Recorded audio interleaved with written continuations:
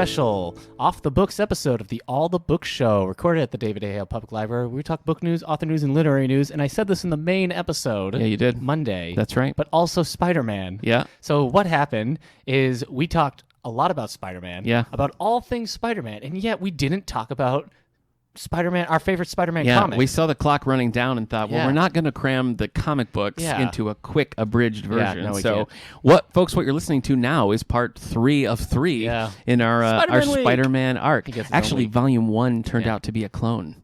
Oh, gosh. Yes, it was. Yeah. The whole time. So that they were episode trying was to a say clone. that the All the Book Show, starting like at episode 20, Yes. has been a clone. A clone. Ugh, I know. boy. I know. So What again, an ill-advised way to go. I agree with you, but what are you going to do? It's canon.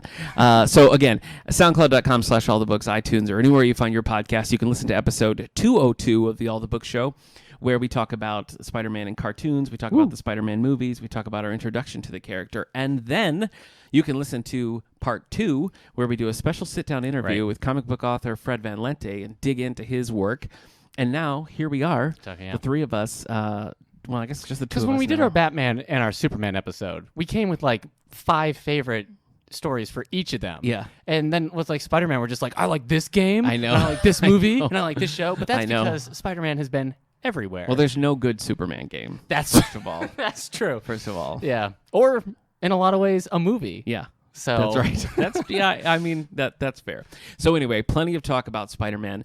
We talked all about Fred Van Lente's runs in Spider-Man in the previous Off the Books episode, so I urge you to go and find that. We're going to talk about some other stuff in this episode to get all of our old childhood favorites in.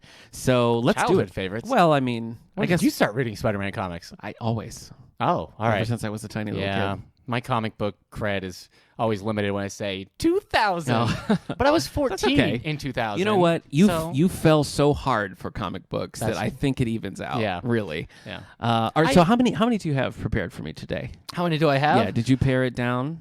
I did not. Oh. I got some specific runs. The problem is, You know what? I did a similar shouldn't have thing. said runs. I'm sorry. I don't okay. have. You the said you runs. have the runs. It's unprofessional. It's I think I inappropriate. mentioned this before. Okay. But I don't think it was a specific episode or anything. Marvel Comics is different from DC Comics in terms of finding published stories, because a lot of times DC will put out very good Yeah. non-continuity based stories for Yeah. Superman, Batman, and the other stuff that you, even if they are set in continuity in their canon, they don't require you to have been reading these stories. And Yeah. Marvel is very episodic. It's that complex. Yeah. their big storylines, if they have them, tend to be like, and that was issue 50 through 62. Yeah. And it's a lot harder. There's no like It is. equivalent to like Batman Year One for Yeah. like Spider-Man. You just Yeah. say read the Stan Lee stuff. Right. So that was a problem when we were both like reading a lot of Hulk stories at the same Yeah. time. It was like there's no good standalone Hulk story. Well, and actually, that was one of the early Fred Van Lente comics that I read was Hulk season 1. Oh, yeah. Because when we put together the graphic novel collection here at the David A. Hale Public You bought all Library, the season what, ones. 4 years ago was it?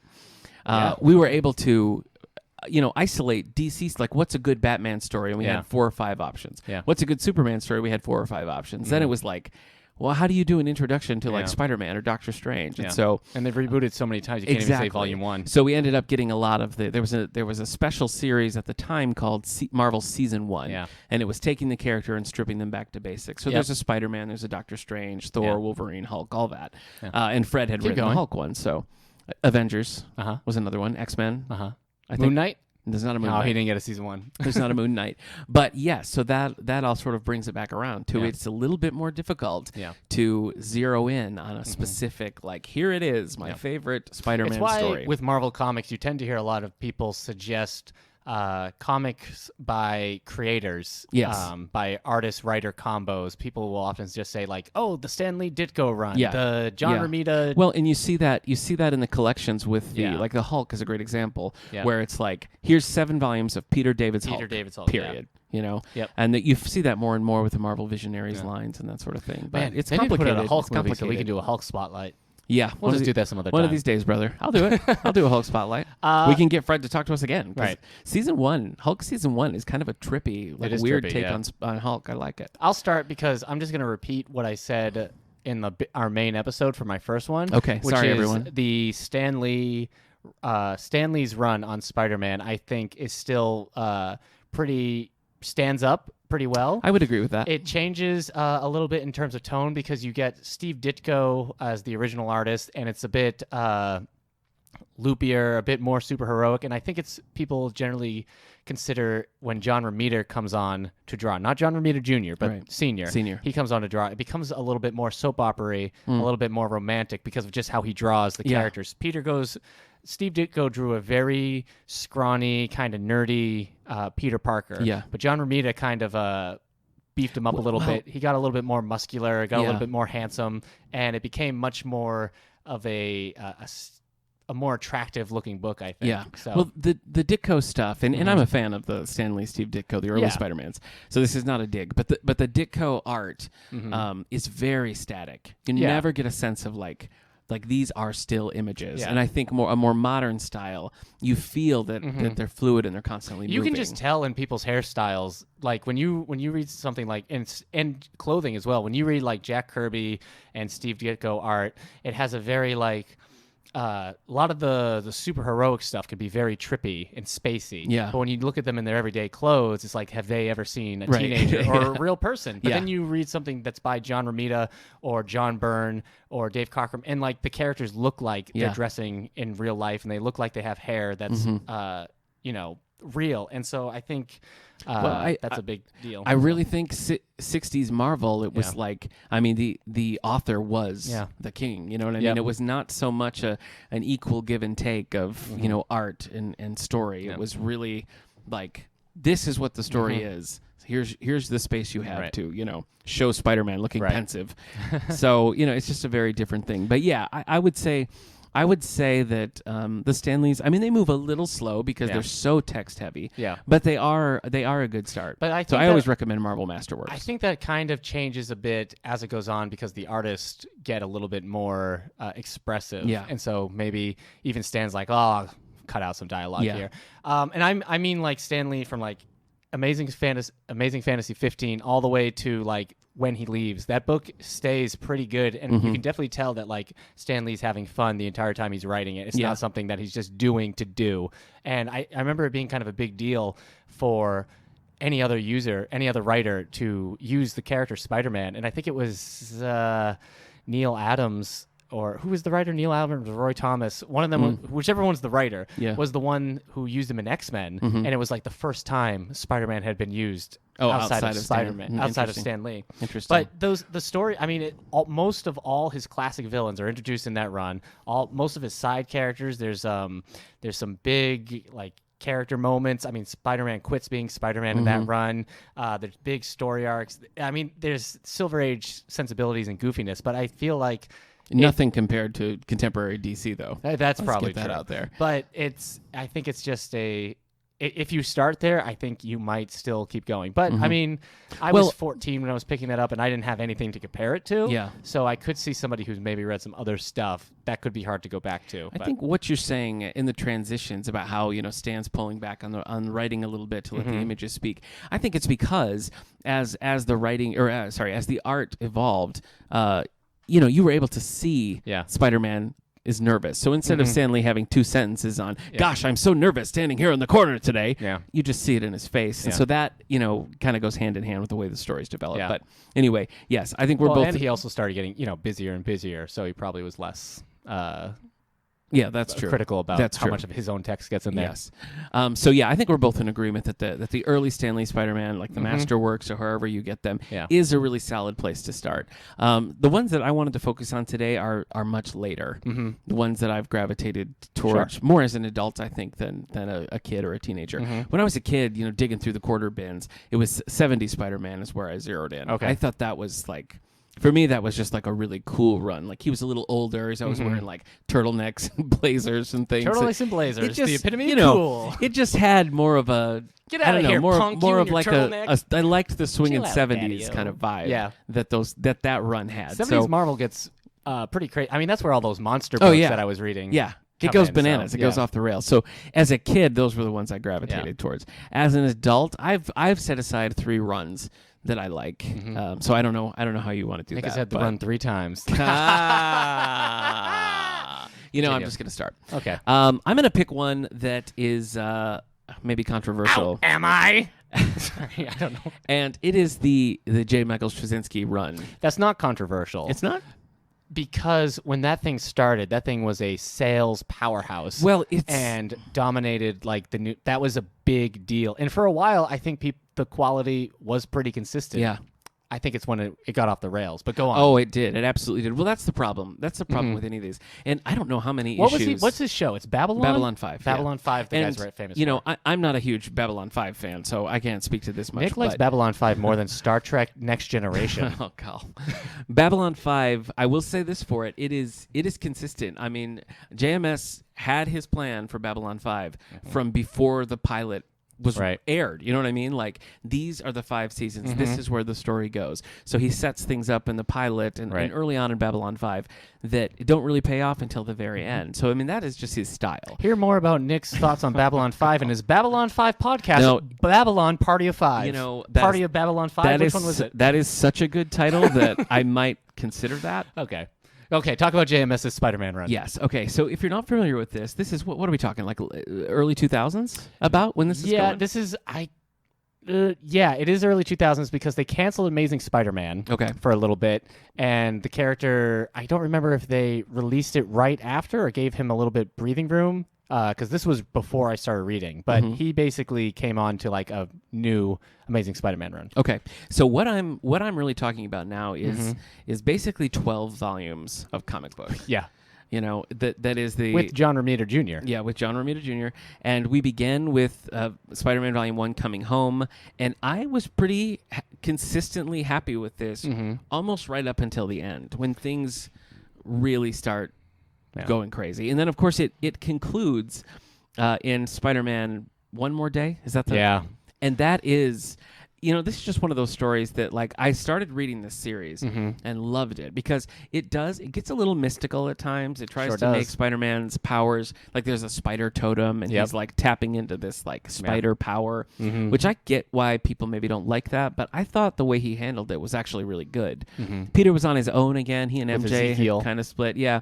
So Peter's just kind of doing his own thing solo, and it was a really like back to basics kind of Spider-Man book, with, of course, spider mysticism in there as well.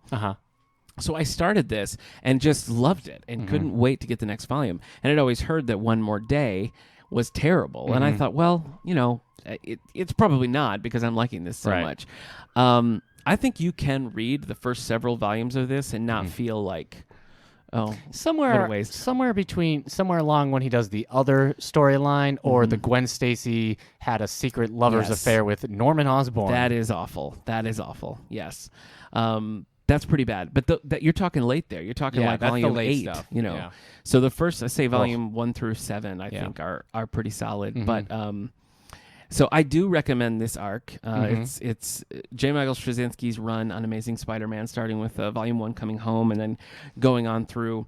One More Day is just the garbage pail that you've always been told it is. Decided that Peter Parker would be more interesting if he was a single tomcat of a superhero just hanging out, living his life as a bachelor. So they contrived a situation where Aunt May gets shot, and in order to save her life...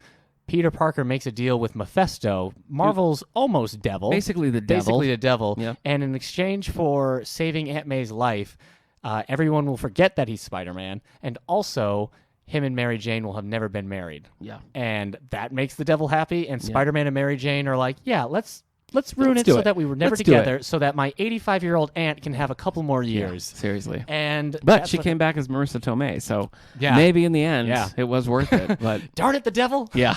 And so that was the end of. Did JMS write that? No. Okay, that was Joe Quesada. Let me take a look. Yeah, okay. I think by then he wasn't taking the reins. Yeah, on he. I think his ending stuff was the Civil War stuff. It is listed. Him and Joe Quesada are both listed in big bulk. Yeah. But that is rough. So that is rough. This leads into my next one, which is everything that was Brand New Day on. Okay. So I don't agree with the whole Peter and Mary Jane aren't together anymore, especially because of the devil. Right. But I started reading the Brand New Day stuff, which happens right after that, where Spider-Man is a single guy again. No one knows he's Spider-Man anymore. Harry Osborn is still alive, And thank God for you, Peter. It wasn't good for a while. There were like 5 volumes or so that I really didn't like. And then the New Ways to Die story hit, and basically there was like this mandate they had. Writers couldn't use Spider-Man's like established villains. They had to introduce new characters, both supporting and villain characters. And it's kind of a rough balancing act. And every now and then there was like some good stories in there. But once the New Ways to Die came in, they just brought in the Thunderbolts, which had a lot of Spider-Man villains in there. And it kind of felt like a bigger Spider-Man book. Things got a little bit more chaotic. And then Dan Slott started writing a little bit more. Yeah, I've read a bunch of his stuff. And they stopped. They had like 8 different writers, and it was a weekly title. And it was definitely like kind of all over the place in terms of storylines and everything. But then Dan Slott slowly started like becoming the main writer, and it solidified. And basically that kept going, and then it became the Superior Spider-Man, and then Spider-Verse, and it stayed for a while, a very consistent run. And I think I haven't read the worldwide stuff yet, where Dan Slott keeps writing it and ending his run. But that was some good stuff. I was reading that. My library in Florida had like the whole series, so I was reading the stuff on the regular, and it really did feel kind of like old school Marvel comics, where there were a lot of subplots that weren't being like completed in that volume. They would carry on for a year or two, and it felt it was refreshingly good long form storytelling, which comics have kind of shied away from just by reboots and everything. So it was. It tapped into that thing I like about Spider-Man. Yeah, well, Fred Van Lente's, speaking of, run on that was in the section that you're talking about there. And with the multiple writers, yeah. Yes, and he did the Red-Headed Stranger arc, which is a really cool Chameleon story. And Chameleon is one of my favorite Spider-Man villains. And he's not used very often, so I liked the way that Fred used him in that arc to make him this sort of like, just like a devious guy who's just a normal guy who's going and just like, He replaces Peter Parker and basically just screws up his whole life. Yeah. And so it's a fun arc. Yeah. Now, this isn't planned, but my next one that I want to talk about is Worldwide. Spider-Man Worldwide. That's right. So, as Eric said, this is sort of beyond that arc. This is the stories that start after the Secret Wars reboot, where the whole Marvel universe is like reborn. Yeah. So. And basically, Peter becomes sort of a little Tony Stark-esque in his grand like Dan Parker Slott, Industries. He played with that before the Superior Spider-Man stuff with Doc Ock, and then I think he had to rebuild again to it. So yeah.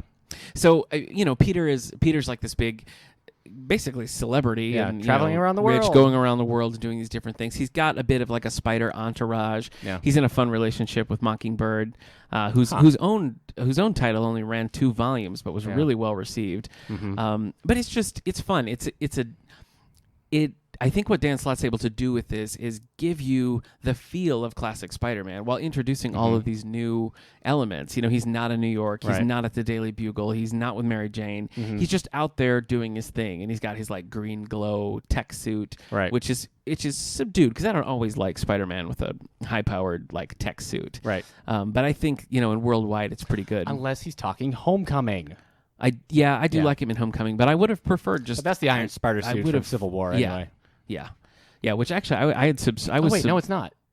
With the arms, that's later. Yeah, he does get it. He does get it eventually. But I had subscribed to Peter David's Friendly Neighborhood when that was happening. I was reading that like in single issues as it came out. It was blowing my mind.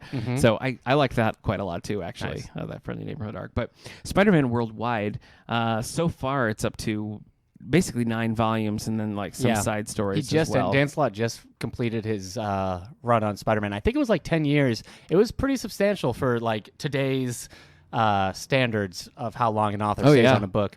And now he's moved on to Iron Man. Well, I got into Spider-Man Worldwide when maybe at least the second trade was out. So I was kind of catching up a little bit, and I've been surprised when like I'll read one and I'll go and look and be like, oh wow, there is a volume, whatever, I just finished volume 7, which in a lot of ways concludes the story. and it does have a big change for Peter at that point. But it continues on under the worldwide banner, and I actually have the next one checked out right now, but I haven't done it. But no, I kind of took a break in between there, so I've read sections of that middle era in between One More Day and Spider-Man Worldwide. But I don't feel like starting with Spider-Man Worldwide #1, I wasn't confused. Sure. I just sort of understood that was probably intentional. You know, Peter has moved on to this next phase. Right. But really fun series. I recommend that. So check it out. What else you got? Well, I'm not going to talk too much about Ultimate Spider-Man because I did that a lot in the main episode. Though that episode 201, everybody. 202. Oh, darn. Yeah, episode 202. You can remember that because Spider-Man the movie came out in 2002. I can remember that. So, but that's a big one. There's Spider-Man does have a few like standalone stuff. You can find his like we have some in our collection. We have the Birth of Venom, the Origin of the Hobgoblin, Maximum Carnage is one that I read as a teenager, and I was so excited to read this like huge trade paperback. I remember it costing me a pretty penny because it was a massive paperback because it went on for so long. And I gotta tell you, Maximum Carnage, the storyline, not very good. Carnage goes loose around New York City, and he has a sidekick with him who's causing people to like just blow everything up. Okay. And it just becomes so bloated. And if you think Carnage is interesting enough to sustain a storyline for like 20 issues, you're wrong. Hey, you know, I didn't think that. Yeah. When you read like the earlier Venom issues, like that you find in Birth of Venom, he is still like incredibly compelling, and you kind of see how he like lost some of that luster as the 90s went on. But Birth of Venom I had a lot more time for than Maximum Carnage, if you will. Another famous like kind of standalone Spider-Man story, which I felt like actually held up, was Craven's Last Hunt. So in this story, Craven the Hunter, who spent most of his supervillain life basically trying to hunt Spider-Man as like the most dangerous game kind of thing. Interesting. And finally he captures Spider-Man, buries him alive, wears the Spider-Man suit and does thing, and proves that he's a better Spider-Man and he's beaten Spider-Man, and then he shoots himself dead with a shotgun. Oh. And it's kind of like this it's a darker story. Yes, it does sound dark. But it was written that way, and the mood and everything, it still works. It feels like more of a mature dark rather than just like an edgy dark that you read in the 90s. Okay. So also, when I was a teenager and I was just finding whatever I could, I found the first 6 issues in trade paperback of Todd McFarlane's Spider-Man. Do you remember this thing? Possibly. Spider-Man by Todd McFarlane. We're talking 90s? Yes, became the highest-selling comic book of all time, the #1 issue. We're talking Todd McFarlane, creator of Venom, creator of Spawn. Creator of Spawn, yeah. Okay. But he got his own Spider-Man book, and he drew it and everything. And the 6 issues is basically Spider-Man. I can't remember who like the witch character is, but the lizard's in there. Okay. And it was vicious and bloody. Wow. But Todd McFarlane's art was very exciting. It definitely isn't one I think holds up. I have one that I think maybe is from that, cool. where Dr. Octopus has the tentacles around Spider-Man's necks, and he's like, right. and it just says, die, die, die. Yeah, on I the think cover that, of it. that's from like the Return of the Sinister Six era stuff. Because Todd McFarlane was a Spider-Man artist for a while, and then he got his own book to become like writer and everything. Yes, Todd McFarlane created Venom, and that just became his own thing too. I came across this really unusual collection of Spider-Man stories called Frank Miller's Spider-Man. Yeah, I guess he drew him for a while. Yeah, he did. He did. Most of them are just issues that he, was the illustrator for. Right. And there is 1 or 2 that he actually wrote. But yeah, it's an odd collection because you see like an earlier version of Frank Miller's art that's certainly more refined, more precise than you see in some of his later the way his style's evolved. Yeah. But it's a fun collection because that's actually where he drew Daredevil for the first time, I believe. Yeah. Yes. Yeah, and so it's not a very cohesive collection because it jumps around a lot. Sure. But what it does, it has a couple of issues of a title that I loved when I was a kid called Peter Parker Spider-Man, and I read that and was like, oh, I got to find the rest of these issues. So that was kind of a fun little like side quest there. 80s Spider-Man is a section I just like how I've been rereading the Claremont stuff to catch up with and fill in all the holes I had with that. I need to read a lot of the 80s Spider-Man stuff. some books that we have here at the library, which I got because I really like them. There's New Ways to Die, which is basically Norman Osborn is now in charge of the Thunderbolts, which is the government's collection of supervillains who go on, brutal missions. And this is a time where superheroes are kind of outlawed. This is after the Civil War and everything. The Marvel Civil War, not the actual Civil War. Not the classic. And so Norman Osborn sicks his Thunderbolts on him, which is like Matt Gargan is wearing the Venom suit. Yeah. He's got Bullseye pretending to be Hawkeye, and they just beat the living crud out of Spider-Man. But it's exciting, and there's a fight between Goblin and Spider-Man, which is very intense. That you Spider-Man, don't cross that line. There's also Ends of the Earth, where Doc Ock shows you just how Doc Ock is dying at this point. Okay, and he collects a bunch of Spider-Man's villains, and they just start going against the world, and Spider-Man needs to get the Avengers, and it's a big kind of world crossing event, and it was a lot of fun. It was very exciting. Rhino gets some pretty decent moments. Sandman gets some great moments. Kind of like an Amazing Spider-Man, how Rhino gets. So I like Ends of the Earth, and also Spider Island was kind of a big deal. That's where everybody in Manhattan got Spider-Man powers. Ooh, flip. That's the Jackal. I know you're a big fan of the Jackal. Sure, yeah. Love so we have those, and then also Spider-Verse, which I didn't love, but it's a pretty big.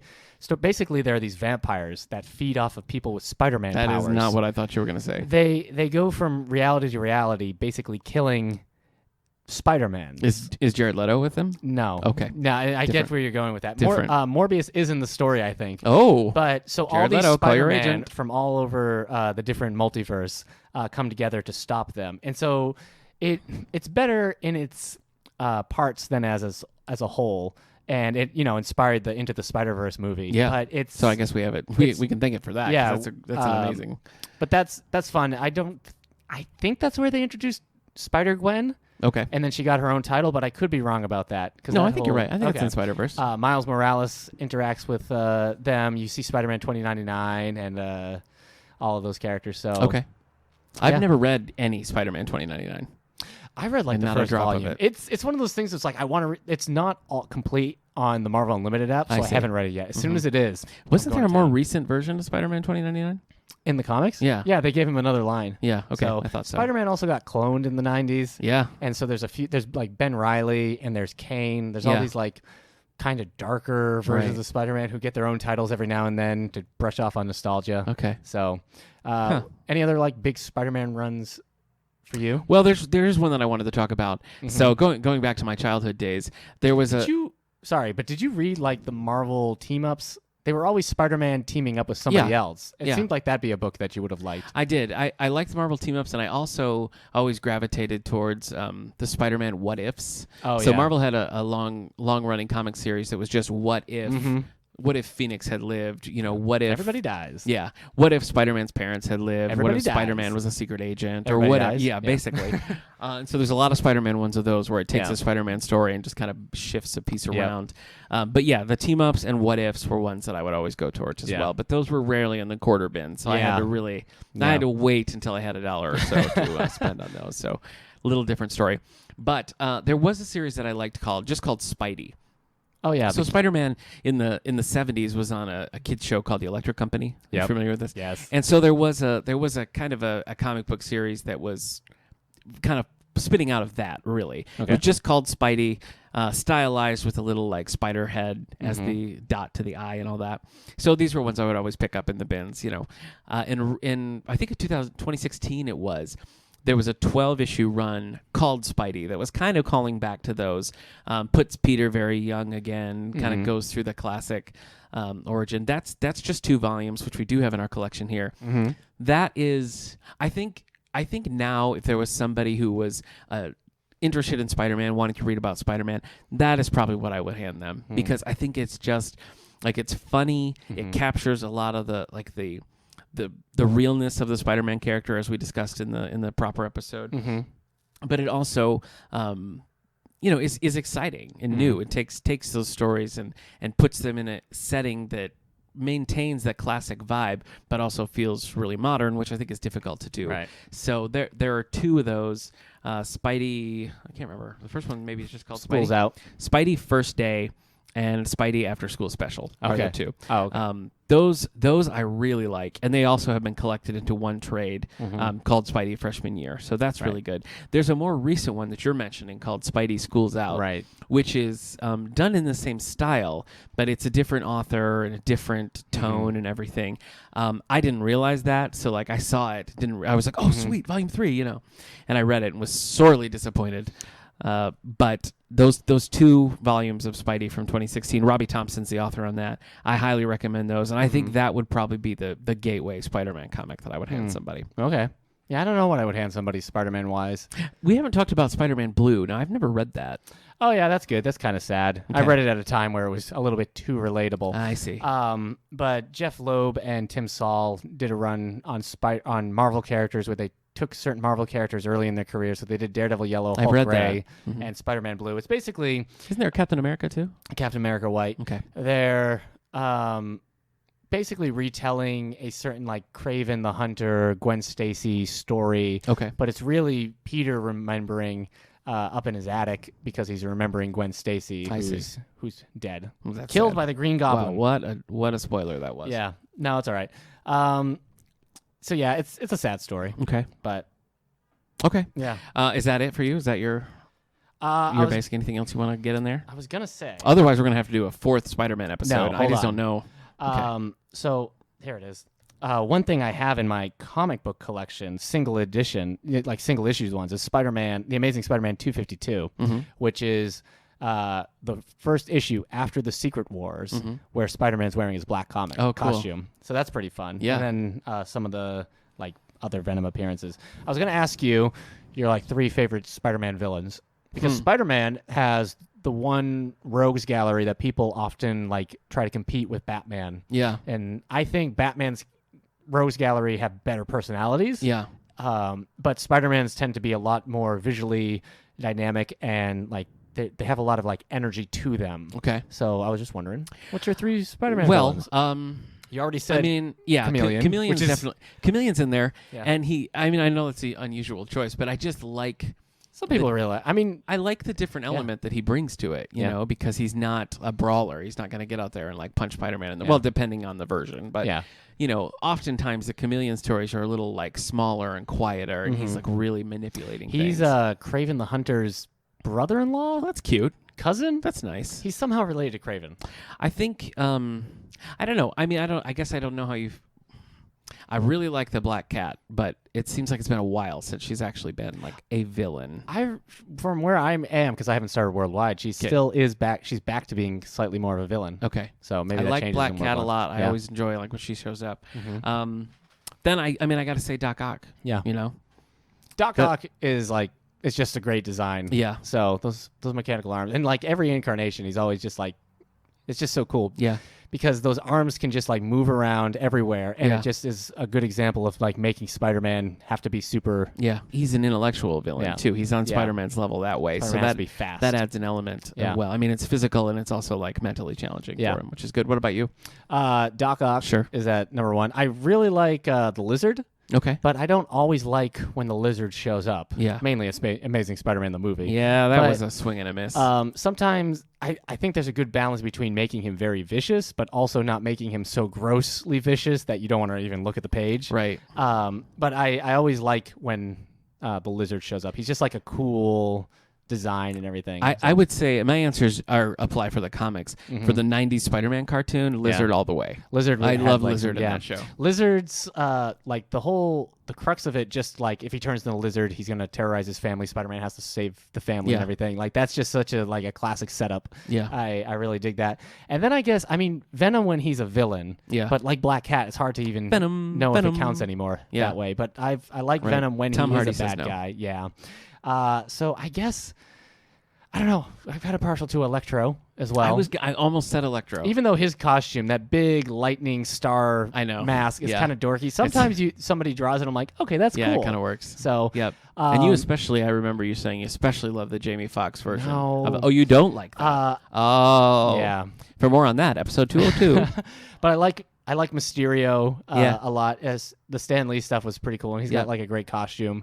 And Scorpion, I feel like, is slightly underused. But he's really is just like a lesser Doc Ock. Point of order, you have listed every Spider-Man villain now. I didn't talk about... You didn't say either of the Goblins. I don't care about Vulture.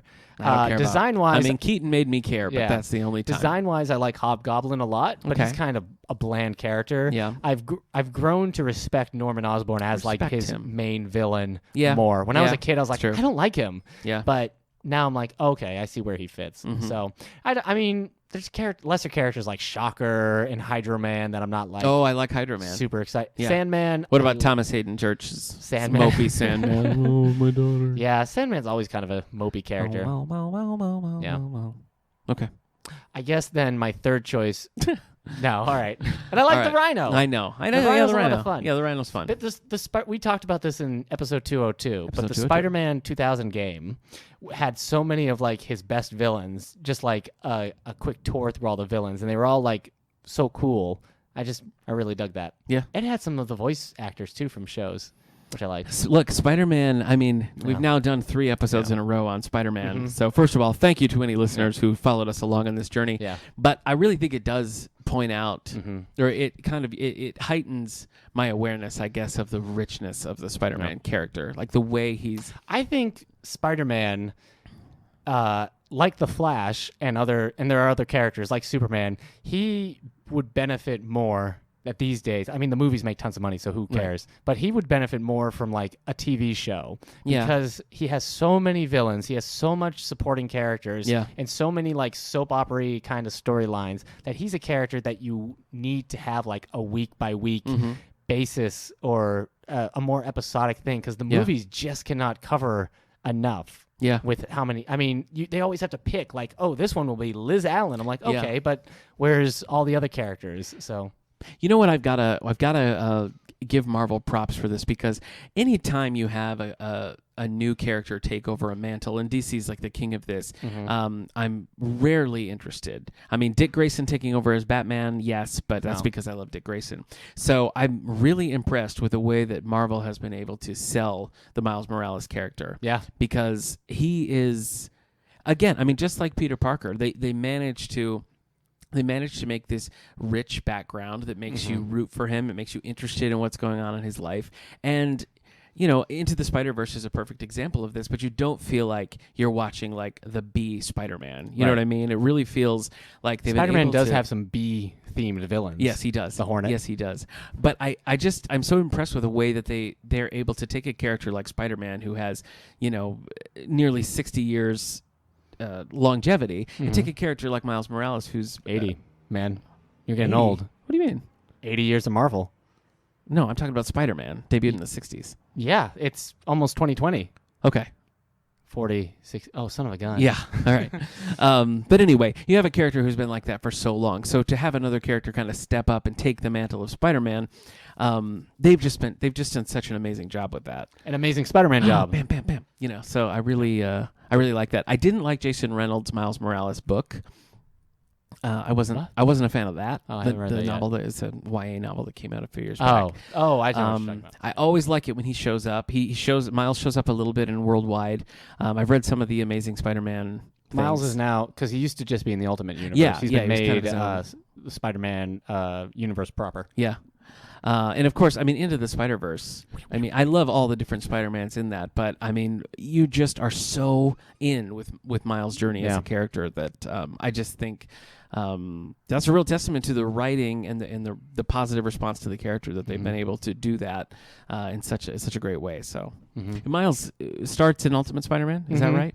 Ultimate Universe, Peter Parker dies and Miles takes over. And it takes over. And and then after the big Secret Wars storyline, he's brought into the Marvel So is 616 it universe. that like Miles from another universe comes to our universe, or I haven't read change? any of the Miles stuff post Secret Wars because a lot of the books I'm still reading are pre-Secret Wars. So I don't know if they've just been like, I've always been here, or if they've been like, wow, this is so different than the Ultimate Universe. I see. So because I mean, I guess in of course in Spider-Verse they're aware. That I don't know if they've like in a different rebooted location, his story and stuff.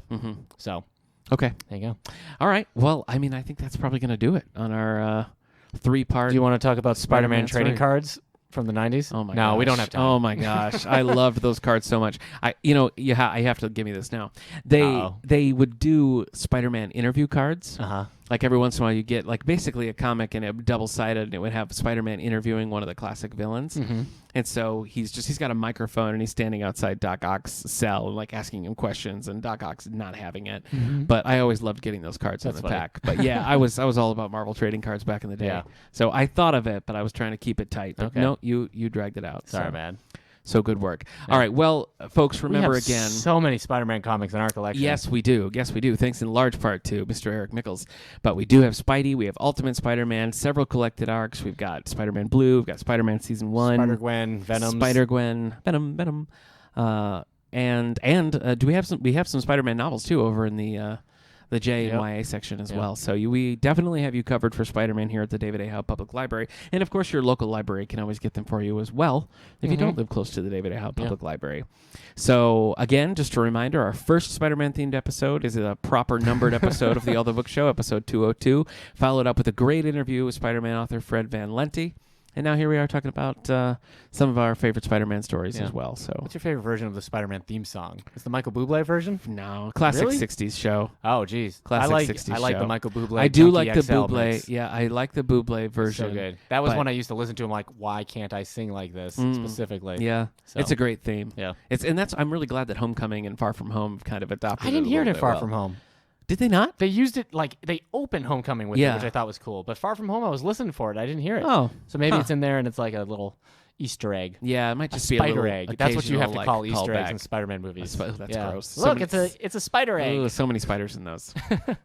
All right, is that going to do it? Anything else you want to talk about? I like when he dies alone. No, that's the end of Charlotte's Web. Oh, different spider. Yeah, different spider. Okay, all right. That's the Debbie Reynolds Spider-Man. Yeah. Spider-Man. Okay. All right. Again, thank you for listening to this 3-episode journey that we've taken with the character of Spider-Man. I think that's going to do it for us this time. So, do you have any Spider-Man words of wisdom that you'd like to end with? Yeah. If you find that the power that you have in your heart or in physically, you have the power. If that is greater than or equal to maybe your responsibility. I'm just writing this down. So sometimes you have responsibility, and it's leaving the station at 3 a.m., and sometimes power is getting out of a cab at 4 a.m. If they meet. You know what? I think I can sum this up for you. Go ahead. With great power comes great responsibility. What's that about? The end. That's great. Thank you. Did you just come up with that? Yeah, I did. I made it up. We should call...